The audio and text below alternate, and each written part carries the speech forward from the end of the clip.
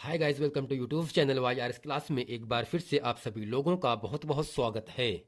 तो दोस्तों, आज की इस पूरे वीडियो में हम आदर्श प्रश्न पत्र विषय विज्ञान कक्षा 10 2022 और 23 जो आपका पेपर होगा, इसमें दोस्तों कौन सा प्रश्न किस नंबर पे आता है और कौन सा प्रश्न आपका बहुविकल्पीय रहेगा, कितना रहेगा, कैसे रहेगा, तो दोस्तों आज की इस पूरे वीडियो में हम अच्छे तरीके से जानने वाले हैं। तो दोस्तों, पहला काम क्या होगा, समय आपको 3 घंटे रहेगा और कितना रहेगा, 15 मिनट रहेगा।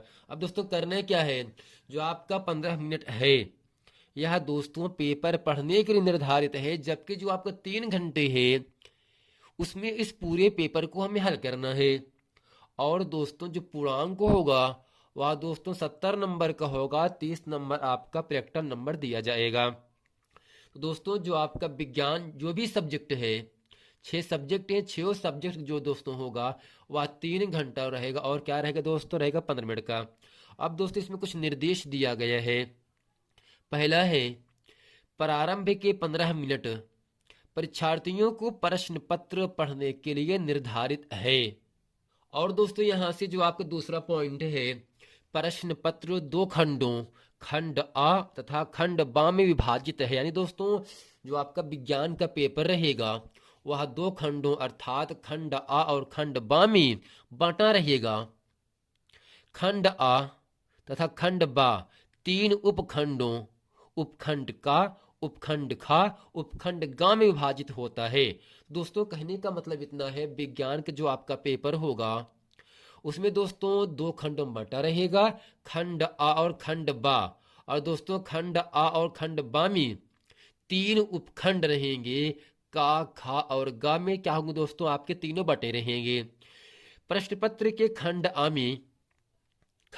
में बहुविकल्पी प्रश्न है, जिसमें सही विकल्प का चुनाव कर OMR शीट पर नीले अथवा काले बॉल पॉइंट पेन से सही विकल्प वाले गोले को पूर्ण रूप से भरना है। तो दोस्तों करने का मतलब क्या होगा, जो आपका प्रश्न पत्र का जो खंड आ है यह दोस्तों क्या रहेगा, केवल बहुविकल्पी का प्रश्न रहेगा, यानी 1 से लेकर पूरा 20 तक, जिसमें दोस्तों हमें OMR शीट पर नीले अथवा काले बॉल पॉइंट पेन से सही विकल्प वाले गोले को हमें क्या करना है दोस्तों, निशान करना है।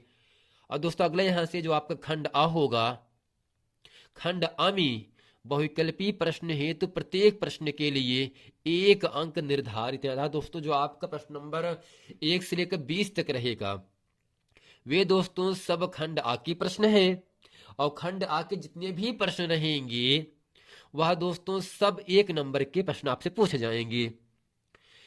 प्रश्न पत्र के खंड का के प्रश्नों को हल करने हेतु 1 घंटा तथा खंड बा के प्रश्नों को हल करने हेतु 2 घंटे का समय निर्धारित है।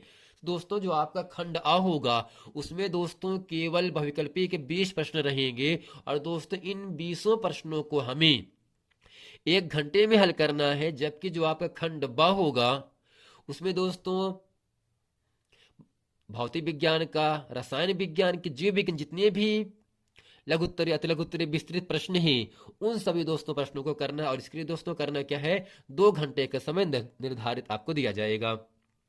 खंड बा में वर्णनात्मक प्रश्न है, जबकि दोस्तों प्रत्येक प्रश्न के सम्मुख उनके निर्धारित अंक दिए गए सामने। और दोस्तों खंड बा के प्रत्येक उपखंड के सभी प्रश्न एक साथ करना आवश्यक है। प्रत्येक उपखंड नए पृष्ठ से प्रारंभ किया जाए। तो दोस्तों जो आपका दो आपके दोस्तों खंड रहेंगे, खंड आ और खंड बा। खंड आ में दोस्तों केवल 20 प्रश्न रहेंगे जो कि 1 नंबर के होंगे, और दोस्तों इन जो 20 प्रश्न हैं केवल 1 घंटे में केवल आपको करना है। लेकिन जो आपका खंड बा का प्रश्न होगा इसमें जो दोस्तों आपको 3 खंड होंगे, का, खा और गा। दोस्तों इन तीनों खंडों में लघुत्तरी, अति लघुत्तरी, दीर्घोत्तरी का प्रश्न होगा, और दोस्तों इन सभी प्रश्नों को करने के लिए हमें 2 घंटे निर्धारित है। दोस्तों इन 2 घंटों के साथ साथ प्रत्येक प्रश्न का अंक, कौन सा प्रश्न कितने अंक का है वो आपके सामने दिया गया होगा। और दोस्तों सभी प्रश्न अनिवार्य है। तो दोस्तों जितने भी प्रश्न हैं, एक से जितने भी प्रश्न हैं आपको वो सभी दोस्तों प्रश्न करना बहुत जरूरी है। तो दोस्तों आगे चलते हैं, प्रश्न नंबर 1 पढ़ते हैं।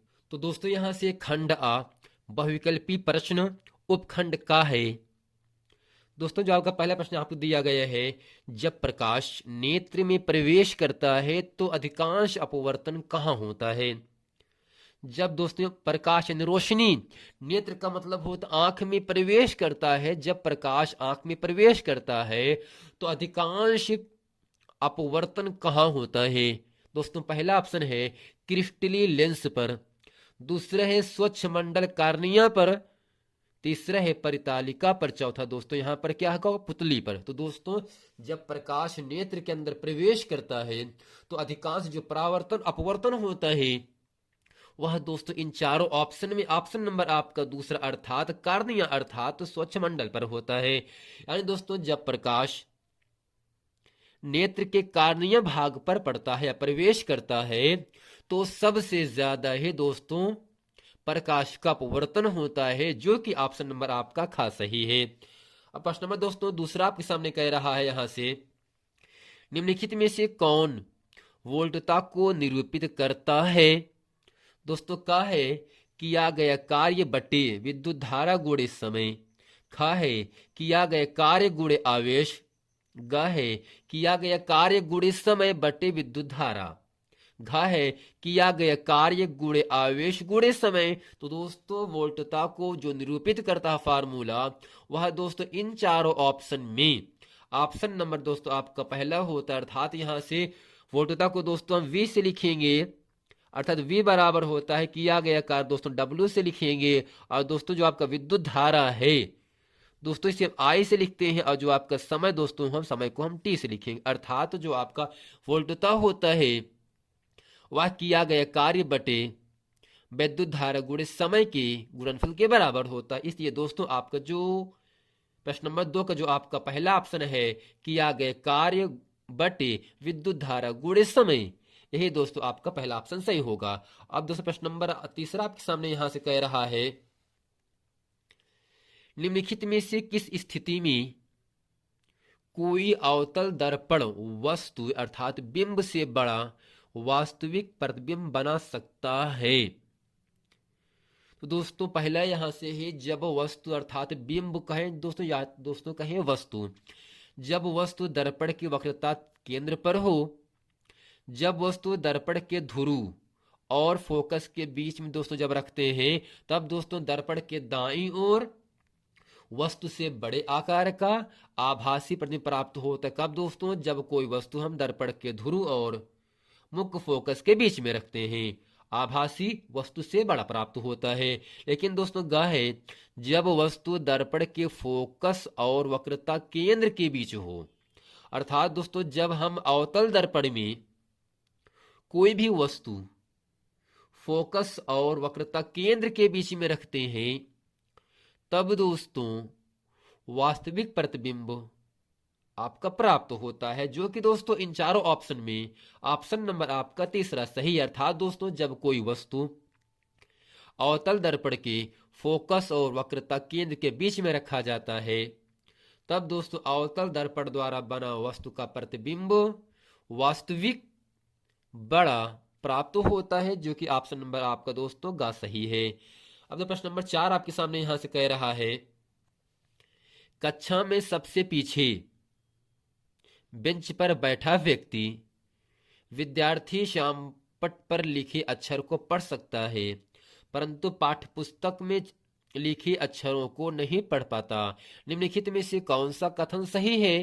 तो दोस्तों कहने का मतलब ये होगा, तो यहाँ पर दोस्तों आपके दो दोष पाए जाते हैं, निकट दृष्टि दोष और दूर दृष्टि दोष। यानी ऐसा दृष्टि दोष जिसमें निकट की वस्तु में स्पष्ट दिखाई पड़ती हो परंतु दूर की वस्तु में स्पष्ट दिखाई ना पड़ती हो, इसे कहते हैं निकट दृष्टि दोष। और दोस्तों जो आपका दूर दृष्टि दोष होता है, ऐसा दृष्टि दोष जिसमें दूर की वस्तु में स्पष्ट दिखाई देती हो परंतु निकट की वस्तु में स्पष्ट दिखाई ना देती हो, इसे कहते हैं दूर दृष्टि दोष। अर्थात दोस्तों निकट दृष्टि दोष को दूर करने के लिए हम अवतल लेंस का उपयोग करते हैं, जबकि दोस्तों दूर दृष्टि दोष को दूर करने के लिए हम दोस्तों उत्तल लेंस का उपयोग करते हैं। तो दोस्तों यहां से कक्षा में सबसे पीछे बेंच पर बैठा कोई विद्यार्थी है जिसको श्यामपट्ट पर लिखे अक्षर को पढ़ सकता है, परंतु पाठ्य पुस्तक में यानी पुस्तक में लिखा अक्षर सही तरीके से पढ़ नहीं पा रहा है। तो दोस्तों निम्नलिखित में से कौन सा कथन सही है? का है विद्यार्थी के नेत्र का निकट बिंदु उससे दूर हो गया।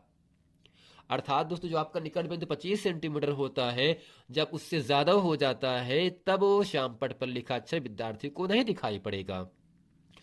विद्यार्थी के नेत्र का निकट बिंदु उसके पास आ गया, विद्यार्थी के नेत्र का दूर बिंदु उसके पास आ गया है, विद्यार्थी के नेत्र का दूर बिंदु से दूर हो गया है। तो दोस्तों कहने का मतलब ये हुआ, कक्षा में सबसे पीछे बेंच पर बैठा अगर कोई विद्यार्थी श्यामपट्ट पर लिखे अक्षर को पढ़ सकता है, पढ़ लेता है, लेकिन अपने नजदीक रखी पुस्तक को कि अक्षरों पर लिखा अक्षर नहीं पढ़ सकता है, तो इसका मतलब दोस्तों क्या होगा, विद्यार्थी के निकट नेत्र का जो निकट बिंदु होता है उससे दूर हो जाता है। इसकी वजह से पुस्तक पर लिखा अक्षर सही तरीके से विद्यार्थी पढ़ नहीं सकता है। इसलिए यहां पर दोस्तों ऑप्शन नंबर आपका पहला सही है।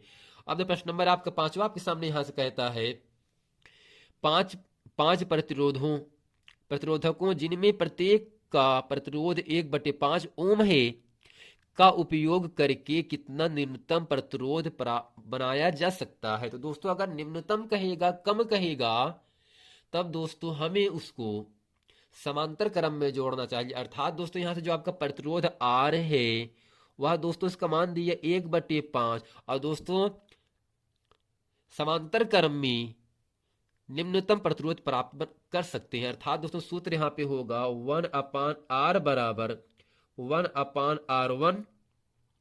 दोस्तों कितने प्रतिरोध यहां पर हैं? 5 हैं। 1/R1 प्लस 1/R2 प्लस दोस्तों होगा 1/R3 प्लस 1/R4 प्लस दोस्तों 1/R5।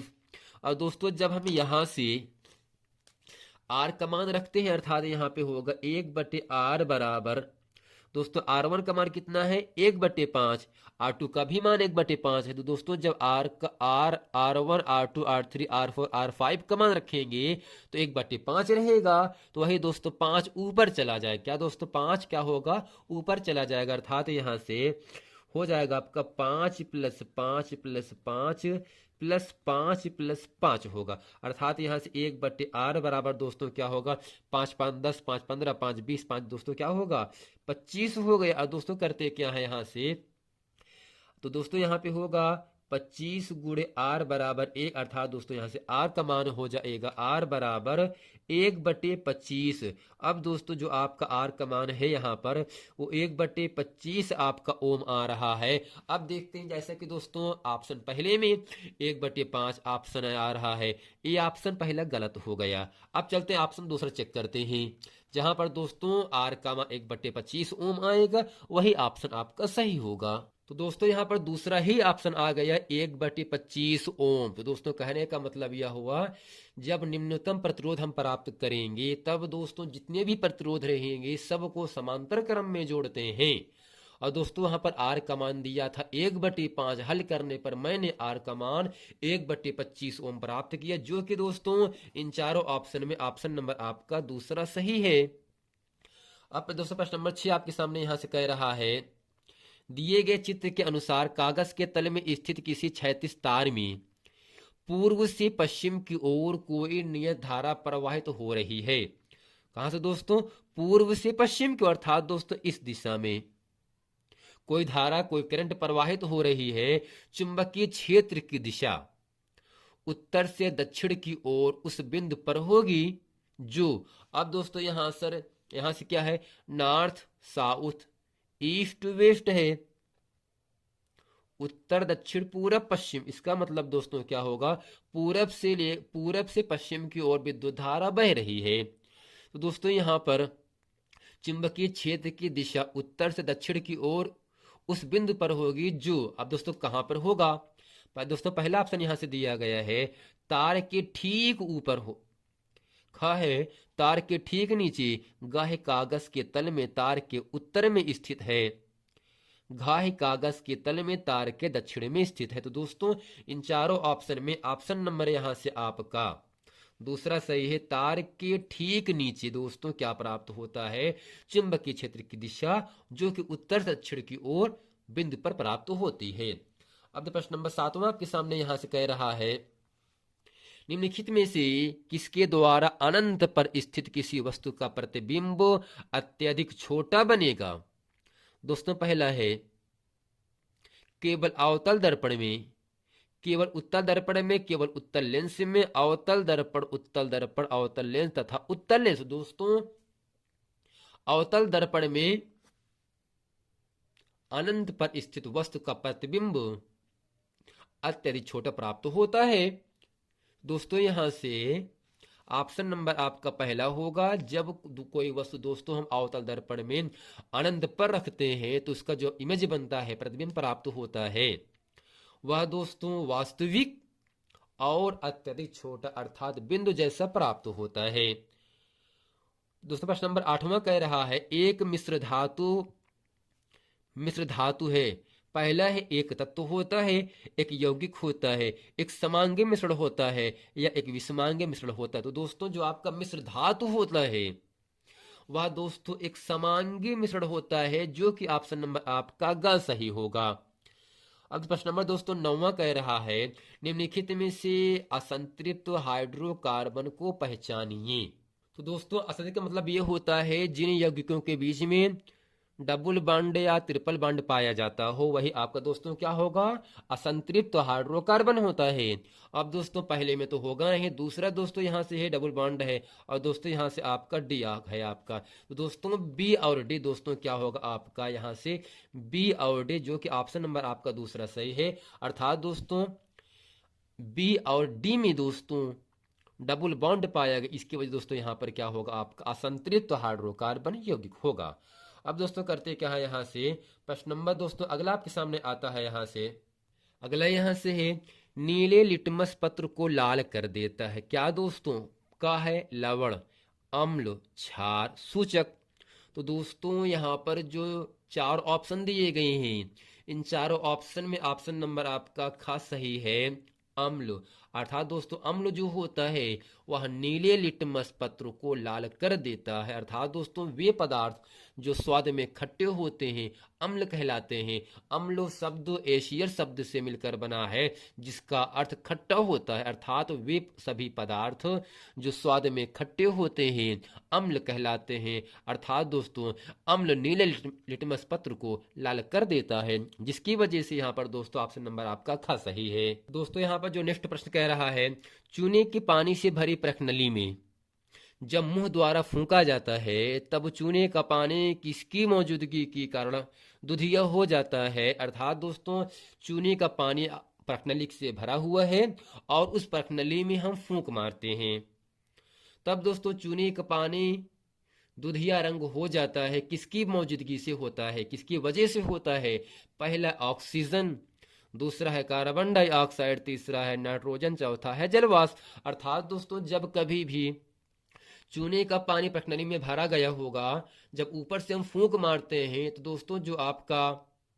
चूने के पानी का जो रंग चेंज हो जाता है, बदल जाता है, वह दोस्तों कार्बन डाइऑक्साइड की वजह से क्या होता है, बदल जाता है, जो कि ऑप्शन नंबर दोस्तों आपका खास सही है।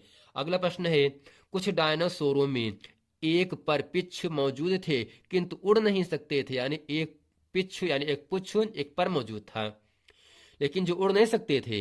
लेकिन पक्षियों में पर होते हैं जो उन्हें उड़ने में मदद करते हैं विकास के संदर्भ में। इसका यह अर्थ हुआ कि अर्थात दोस्तों जितने भी पक्षी होते हैं सभी दोस्तों पक्षी जो होते हैं वो सरीसृपों से मिलकर बने होते हैं। अर्थात दोस्तों यहाँ पर जो आपका ऑप्शन होगा वह दोस्तों आपका का ऑप्शन सही होगा। अर्थात यहाँ से सरीसृपों की उत्पत्ति पक्षियों से, अर्थात दोस्तों पक्षियों की उत्पत्ति होती है वह सरीसृपों से होती है। इसलिए दोस्तों यहाँ से ऑप्शन आपका का सही होगा, क्योंकि यहाँ पर कह रहा प्रश्न में कुछ डायनासोरों में एक पर मौजूद थे किंतु उड़ नहीं सकते थे, लेकिन पक्षियों में पर होते हैं जो उन्हें उड़ने में मदद करते हैं विकास के संदर्भ में। इसका अर्थ क्या हुआ, अर्थात दोस्तों जो विकास संदर्भ होगा वह पक्षियों से दोस्तों पक्षियों के जरिए से क्या प्राप्त होता है, सरीसृप, अर्थात जो पक्षी का उत्पत्ति होता है वह सरीसृपों से होता है। इसलिए यहाँ पर ऑप्शन नंबर आपका का सही है। अब दोस्तों चलते हैं प्रश्न नंबर यहाँ से नेक्स्ट कह रहा है आपके सामने, यहाँ से यदि किसी जीव का जीवाश्म पृथ्वी की अपेक्षाकृत गहरी परतों से प्राप्त हुआ है, तब हम भविष्यवाणी कर सकते हैं। अर्थात दोस्तों, यदि किसी जीव का जीवाश्म यानी हड्डी पृथ्वी की अपेक्षाकृत गहरी परतों से प्राप्त हुआ है, तब हम भविष्यवाणी कर सकते हैं कि ऑप्शन पहला है जीव का विलोप हाल ही के कुछ वर्षों में हुआ। गलत दोस्तों। दूसरा है जीव का विलोप हजारों वर्ष पूर्व हुआ है। अर्थात दोस्तों, जब किसी जीव का जीवाश्म पृथ्वी की अपेक्षाकृत गहरी परतों से प्राप्त होता है, तब हम दोस्तों भविष्यवाणी कर सकते हैं कि जीव का जो विलोप हुआ था वह हजारों वर्ष पूर्व हुआ था। इसलिए दोस्तों यहाँ पर ऑप्शन नंबर आपका खास सही है। अब दोस्तों चलते हैं जो आपका अगला प्रश्न आपके सामने पढ़ते हैं। तो दोस्तों यहाँ से जो आपका नेक्स्ट प्रश्न कह रहा है, अमृत देवा बिश्नोई राष्ट्रीय पुरस्कार भारत सरकार द्वारा किस क्षेत्र में प्रदान किया जाता है। अर्थात दोस्तों, अमृता देवा बिश्नोई राष्ट्रीय पुरस्कार दोस्तों होता है जो भारत सरकार के द्वारा दिया जाता है, और दोस्तों किस क्षेत्र में दिया जाता है ये आपको बताना है। पहला है जीव संरक्षण हेतु, दूसरा है पौधों की कटाई के लिए, ग है जैव प्रौद्योगिकी के क्षेत्र में, घ जन संरक्षण हेतु। दोस्तों, अमृता देवा बिश्नोई राष्ट्रीय पुरस्कार भारत सरकार द्वारा जिस क्षेत्र में दिया जाता है वह दोस्तों क्षेत्र क्या होगा, जीव संरक्षण अधिनियम होता है, जो कि ऑप्शन आपका पहला सही है। 19वां कह रहा दोस्तों, यदि मटर के एक गोल तथा हरे रंग के बीज वाले पौधे RRYYR प्रभावी झुर्रीदार तथा पीले रंग के बीज वाले पौधे RY अर्थात अप्रभावी में संकरण कराया जाए तो F1 के बीज कैसे होंगे। तो दोस्तों, जब RR और कैपिटल R कैपिटल Y और R कैपिटल Y को हम दोस्तों संकरण कराते हैं, तब दोस्तों यहां से इन चारों ऑप्शन में ऑप्शन आपका पहला अर्थात गोल और पीले बीज प्राप्त होते हैं। अब प्रश्न नंबर आपका 20, जो कि इस पूरे वीडियो का अंतिम प्रश्न आपके सामने कह रहा है, निम्नलिखित चित्र में अंकित ए मादा जनन तंत्र के किस भाग को प्रदर्शित करता है। गिरिवा, योनि, गर्भाशय, अंडाशय। दोस्तों, मादा यानी स्त्री, अर्थात दोस्तों इन चारों ऑप्शन में मादा जनन तंत्र का जो भाग है वह दोस्तों आपका गर्भाशय है, जो कि इन चारों ऑप्शन में ऑप्शन नंबर आपका ग सही है। तो दोस्तों आशा करते हैं इस पूरे वीडियो में हम प्रश्न नंबर 1 से लेकर प्रश्न नंबर 20 तक मैंने अच्छे तरीके से आप लोगों को समझा दिया। तो दोस्तों उम्मीद करते हैं ये पूरा प्रश्न अच्छे तरीके से आप लोगों को समझ में आ गया होगा। मिलते हैं दोस्तों नेक्स्ट वीडियो में, तब तक के लिए थैंक यू।